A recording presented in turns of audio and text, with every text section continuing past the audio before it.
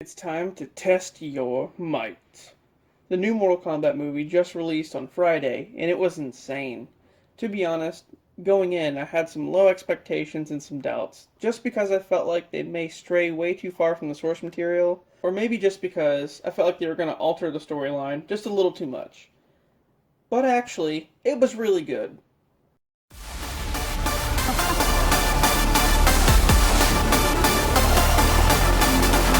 So the film is set pre-tournament, as the Earthrealm fighters are gathered to defend it pretty much. The film starts off in feudal Japan, where the Lin Kuei are attacking Hanzo Hasashi's compound. His clan, the Shuri Ryu, already appear to be wiped out for the most part. Bihan, the leader of the Lin Kuei, kills Hanzo's wife and his firstborn child, leaving behind his daughter unknowingly. And this sparks a fierce-ass battle between the two of them, ending with Hanzo dying by his own kunai. So cut to modern day, an MMA fighter named Cole Young is fighting in a match in a local arena. He's then visited by Jax, a major with special forces, and then he asks Cole about a certain marking that he bears, a dragon symbol that Cole had since birth. Jax shows him that he has the marking as well, and explains that it's more than just a symbol, it's an invitation to fight. Just then, they're attacked by Sub-Zero, which is Bihan's alter ego. How this guy lived like 300 years, I don't know, and they don't fucking explain it. Is it because he has cryomancy powers? I don't know. So anyway, Cole and his family are told to seek out the help of Sonya Blade, while Jack stays behind to fight the cryomancer.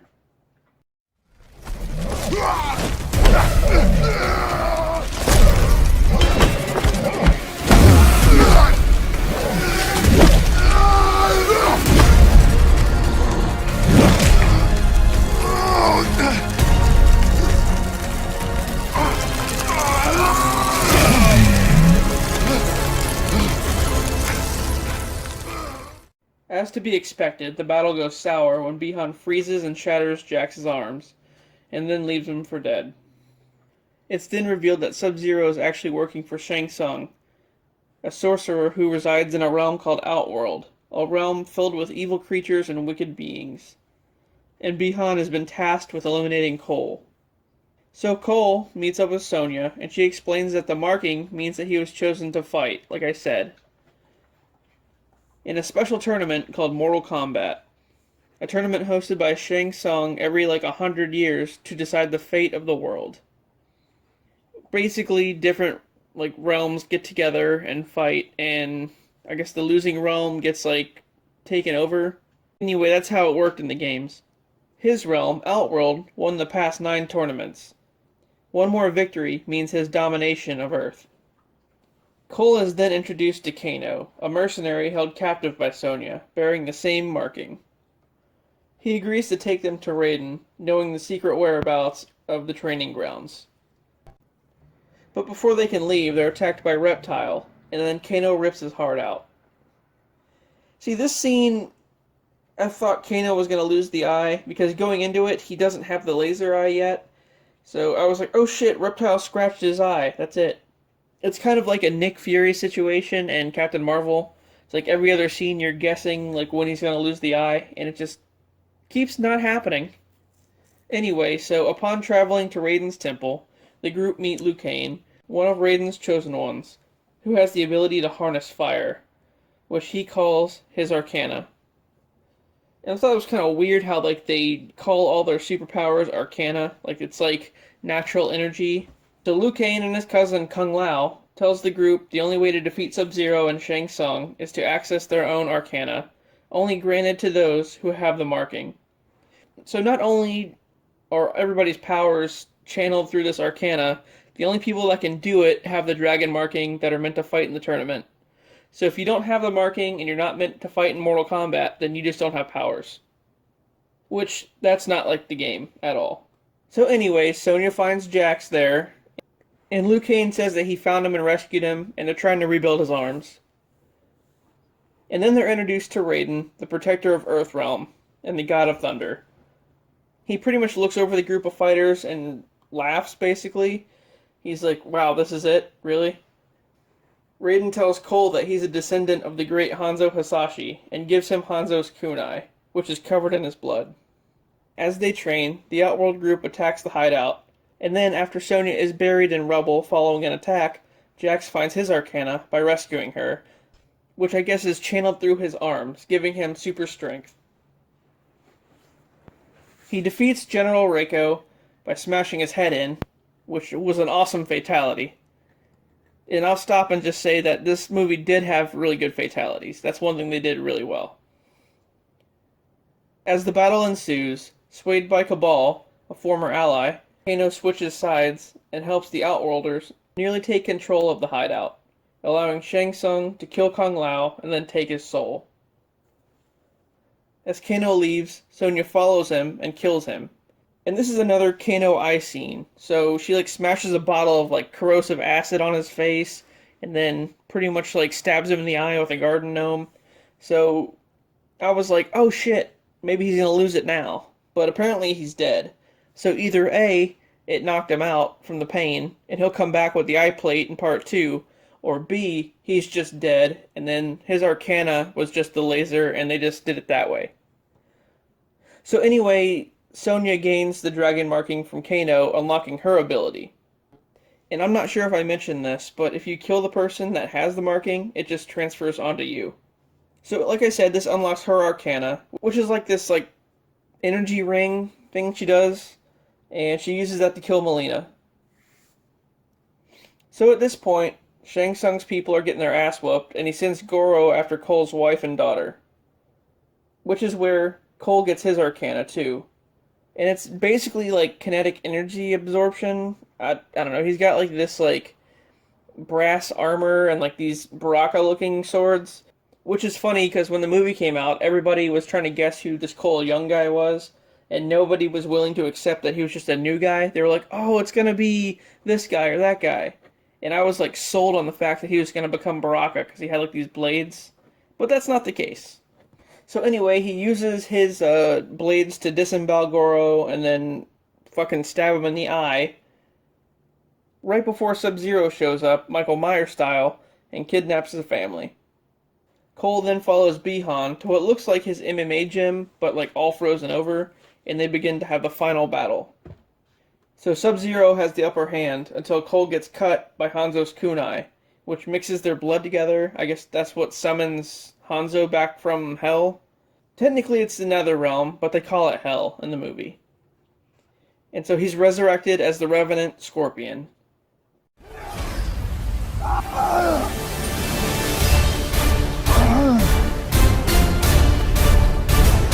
Get over here!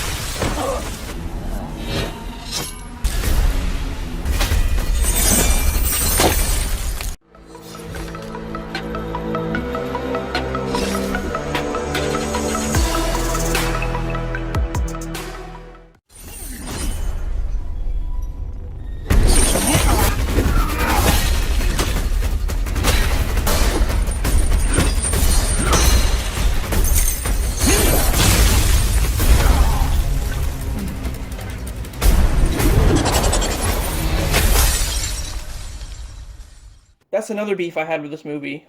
I mean, the plot kind of gravitates around Sub-Zero and Scorpion, but yet Scorpion's only in the very beginning and the very end. So I didn't like that at all. So anyway, Scorpion and Cole beat the shit out of Sub-Zero, very much like how Captain America and Bucky did to Iron Man in Civil War. They like double teamed him.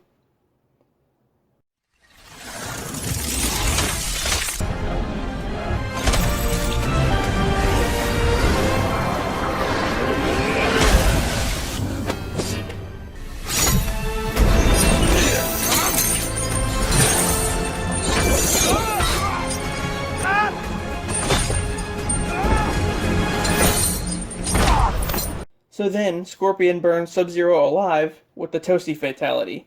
Yes, they fucking did it. I mean, yeah, they did it like MK11 style, and he didn't have the skull head, but they still fucking did it.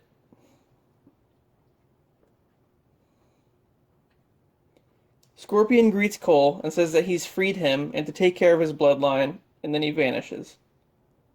And see, Bihan got burned alive, and that's how Noob Saibot got created in the game.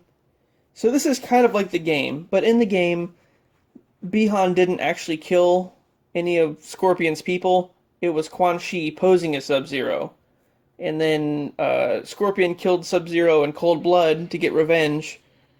And then, of course, Sub-Zero comes back as Noob Saibot.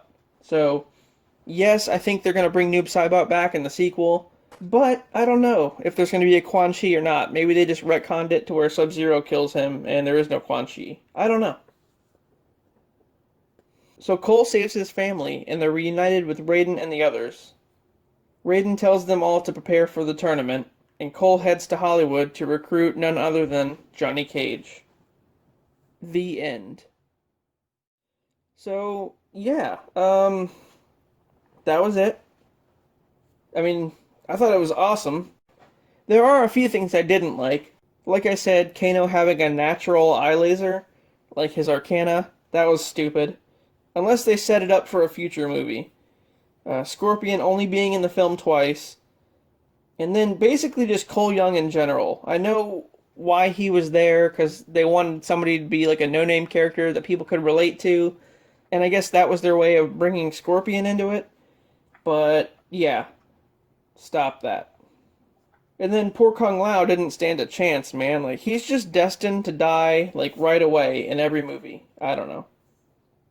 The fatalities were really on point. The heart rip, the hat fatality, which I didn't mention, but that's how Natara died. And, she's just one of Shang Tsung's cronies, and Kung Lao kills her in, like, that temple battle.